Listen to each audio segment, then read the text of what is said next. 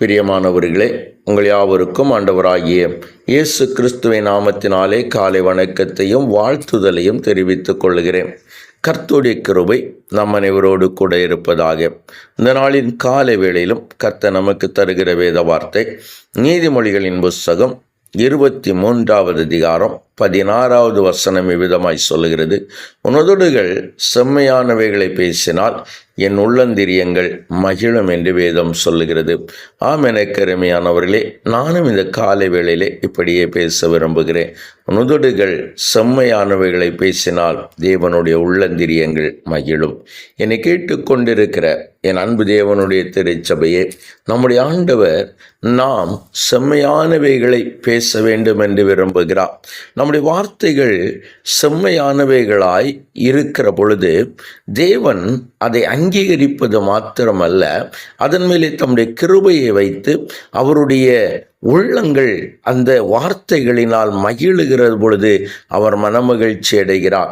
என்னை கேட்டுக்கொண்டிருக்கிற அன்பு தேவனுடைய திருச்சபையே, எனவே இந்த சுவையான வார்த்தைகளை குறித்து வேதாகமத்தின் ஒரு புத்தகத்தை நான் உங்களுக்கு ஞாபகப்படுத்தலாம் என்று யோசிக்கிறேன்.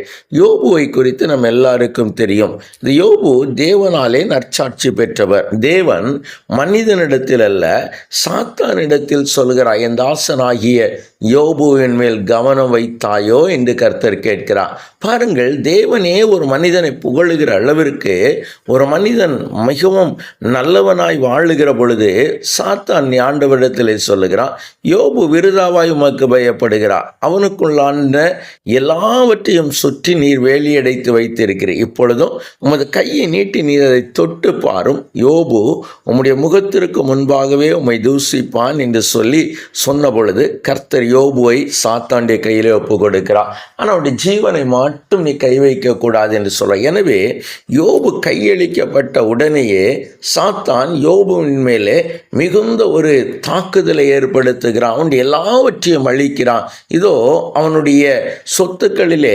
500 ஜோடி எருதுகள் முழுவதுமாய் கொள்ளையடிக்கப்பட்டு போய்விட்டன. அவனிடத்திலிருந்து 500 கழுதைகள் பறிக்கப்பட்டு விட்டன. அவனிடத்திலிருந்து 7000 ஆடுகள் அவைகள் நெருப்பால் அழிந்து போயின. 3000 ஒட்டகங்கள் கொள்ளையடிக்கப்பட்டன. பல வேலைக்காரர்கள் கொல்லப்பட்டார்கள். இவைகளை எல்லாம் ஒருவன் மாறி ஒருவன் வந்து சோதரம் சொல்லுகிற பொழுது யோபு ஒன்றுமே சொல்லவில்லை. இதை சொல்லி முடித்த உடனேயே இன்னொருவன் வந்து சொல்லுகிறான், யோபுவினுடைய மூத்த மகனுடைய வீட்டிலே அவனுடைய 7 மகன்களும் 3 மகள்களும் இருந்த பொழுது சோதரம் ஒரு பலத்த காற்று அந்த வீட்டின் மேலே மோதினபடியினாலே வீடு விழுந்து அவனுடைய 10 பிள்ளைகளும் இறந்து போன பொழுது யோபு இவைகளை வேதம் சொல்லுகிறது, கர்த்தர் கொடுத்தார், கர்த்தர் எடுத்தார், கர்த்தருடைய நாமத்திற்கே சோதரம் என்று சொல்லி யோபு சோதரம் மிகுந்த மனத்தாழ்மையோடு சொல்லுகிறான். வேதம் சொல்லுகிறது, இவைகள் எல்லாவற்றிலும் யோபு பாவம் செய்யவில்லை என்று வேதம் சொல்லுகிறது. பாருங்கள், யோபுவின் மேலே எவ்வளவு கரிசனை உள்ள தேவன் இவ்வளவு கரிசனையாக இருக்க காரணம் என்ன என்பதையும் கொண்டு. ஆனால் யோபுவினுடைய சிநேகிதர்களாகிய சோதரம் 3 பேர் அந்த யோபுவினுடைய துக்கத்திலே பங்கெடுப்பதற்காய், யோபுவினுடைய துக்கத்தை காண்பதற்காய் அவர்கள் வருகிறார்கள். எலிபாஸ், பில்தாத், சோப்பார் என்று சொல்லுகிற 3 பேர் அவனுடைய துக்கத்திலே பங்கெடுக்க வந்தவர்கள்.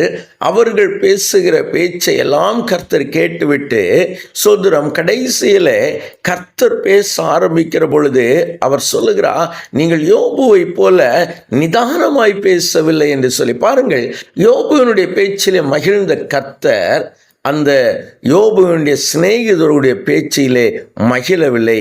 அவர்கள் மேலே கர்த்தருடைய கோபம் எழுந்தது. யோபு தன் சிநேகிதர்களுக்காய் வேண்டுதல் செய்தான். கர்த்தர் யோபுவின் சிறையிருப்பையும் சேர்த்து மாற்றினார். என்னை கேட்டுக்கொண்டிருக்கிற என் அன்பு தேவ திருச்சபையே, இன்றைக்கு நம்முடைய உதடுகள் செம்மையானவைகளை பேசுகிறதுனால தேவனிடத்திலிருந்து மகிமையானவைகளை பெற்றுக்கொள்ளும்படியாய் நம் கண்களை மூடி செபிக்கலாமா?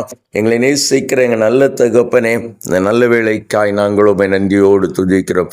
ஆமாண்டவரே, எங்களுடைய உதடுகள் செம்மையானவைகளை பேசுகிறதுனால என் தேவனுடைய உள்ளந்திரியங்கள் மகிழுகிறது அல்லவா. அந்த நல்ல கிருபைகளுக்காய் உமக்கு நன்றி ஆண்டவரே. இப்பொழுதும் ஆண்டவரே, நாங்கள் செம்மையானவைகளை பேசி ஆண்டவரே, செம்மையானவைகளை சோதரம் வசனிக்கிறதுனால நாங்கள் என் தேவனை பிரீதிப்படுத்துகிறவர்களாய், என் தேவனை சந்தோஷப்படுத்துகிறவர்களாய் இருக்கும்படியாய் என் ஆண்டவர் எங்களுக்கு உதவி செய்தருள வேண்டும் என்று ஜெபிக்கிறோம்.